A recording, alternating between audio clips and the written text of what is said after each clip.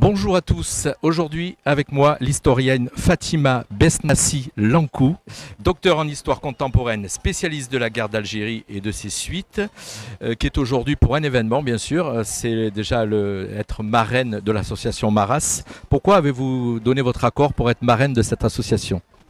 Écoutez, tout ça est lié à la présidente de cette association qui m'avait contactée et j'ai trouvé sa démarche très paisible, très méthodique, et puis elle a une personnalité qui fait qu'on ne peut pas lui refuser parce qu'elle est très fraternelle. Enfin voilà, vraiment c'est lié à la personnalité parce que l'association, je ne la connaissais pas. J'ai appris ensuite, j'ai lu des choses, hein.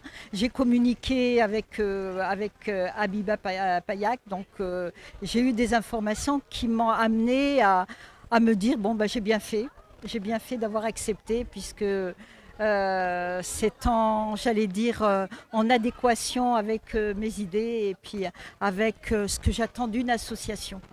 Alors, je rappelle Habiba Payak, donc présidente de l'association Maras, qui veut dire exactement Mémoire et Avenir des Harkis, des rapatriés et de leurs sympathisants, une jeune association mentonnaise puisqu'elle a moins d'un an et qui est présente aujourd'hui sur ce forum des associations mentonnaises, le 10e du nom puisqu'on est effectivement là juste derrière nous, le forum des associations. Là vous allez vous restaurer, déjeuner dans quelques instants. À cette occasion vous allez dédicacer votre dernier livre. Alors quel est ce dernier livre et que va-t-il se passer? En fait, mon dernier livre malheureusement n'a pas été imprimé à temps. Donc c'est un livre que j'avais écrit sur les militaires qui avaient sauvé des harkis en 1962. Mais ce n'est pas ce livre que je vais dédicacer, mais je vais dédicacer un autre livre qui est aussi important. C'est sur les familles de harkis qui ont transité par un camp, celui de Rivesaltes dans les Pyrénées-Orientales. Donc en 1962, après leur abandon en Algérie, par l'État français, après qu'on leur ait retiré leur nationalité française. Certains militaires ont fait en sorte de les sauver et ils les ont ramenés en France et il fallait les mettre quelque part, si j'ose dire, et on les a parqués dans le camp de Rivesaltes.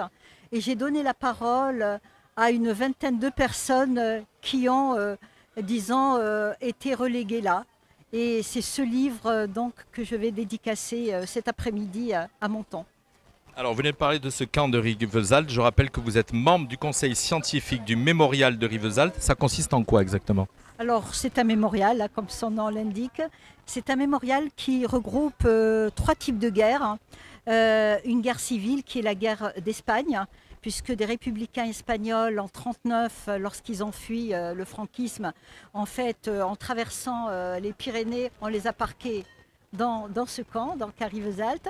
Il y a deuxième type de guerre, une guerre mondiale, hein, puisqu'il y a la trace de l'internement des tziganes et des juifs dans ce camp en 41 et 42.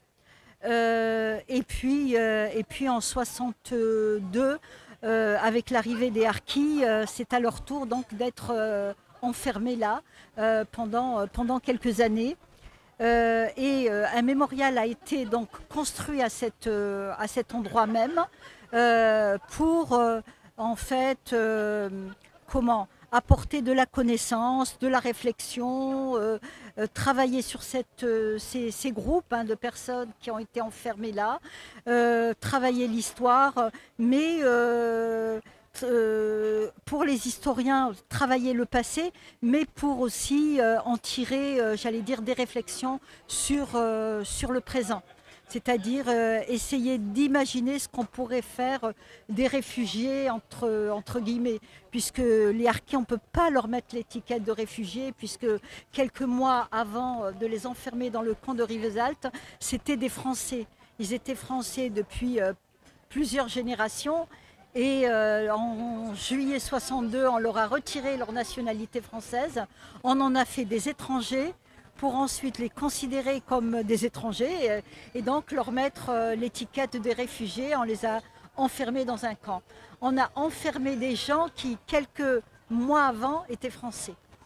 Incroyable. Mais bon, cette histoire, bien sûr, ceux qui ne la connaissent pas pourront se renseigner mieux. Vous êtes aujourd'hui à Menton dans le cadre de ce forum des associations aux côtés d'Abiba Payak, la présidente, et de tout son staff, toute son équipe. On va vous retrouver à l'intérieur du Palais d'Europe dans quelques instants. Mais demain, vous serez à Breil. Alors, que va-t-il se passer demain à Breil-sur-Roya? Alors il va y avoir une cérémonie symbolique et un beau symbole puisque un olivier va être planté et en fait il va y avoir des prises de parole autour en fait, de cet arbre qui est l'arbre de vie j'allais dire un symbole universel. Alors, donc on a très bien compris, votre présence va être sur ce week-end assez chargé, beaucoup de choses à faire. Le 25 septembre approche et c'est un moment important pour les rapatriés, pour les harkis. Que représente pour vous cette date du 25 septembre? Écoutez, c'est une date qui a été créée donc en 2001 par Jacques Chirac, qui était président de la République. Et c'est une journée de commémoration, une journée de réflexion, une journée de retrouvailles, une journée où les Français découvrent cette histoire, puisque c'est une journée où des journalistes comme vous tendent le micro aux témoins, aux historiens, et c'est l'occasion aussi de mettre en lumière cette histoire qui est une histoire franco-française. Moi en tout cas je suis très content que vous soyez venu à notre micro. Et puis on vous souhaite une belle journée à Menton. Je ne sais pas si vous connaissez Menton, si vous avez l'habitude d'y venir ou si c'est la première fois. Et demain à Breil. Je suis déjà passée, mais très vite, et j'espère en profiter un petit peu plus. Mais bon, maintenant que je suis marraine d'une association rattachée à Menton, il n'y a pas de raison, je vais la connaître. Et j'ai l'intention de revenir. De revenir. Merci à vous en tout cas. Et puis on vous souhaite un bon week-end ici chez nous à Menton et à Breil-sur-Roya. Merci. Merci à tous, au revoir.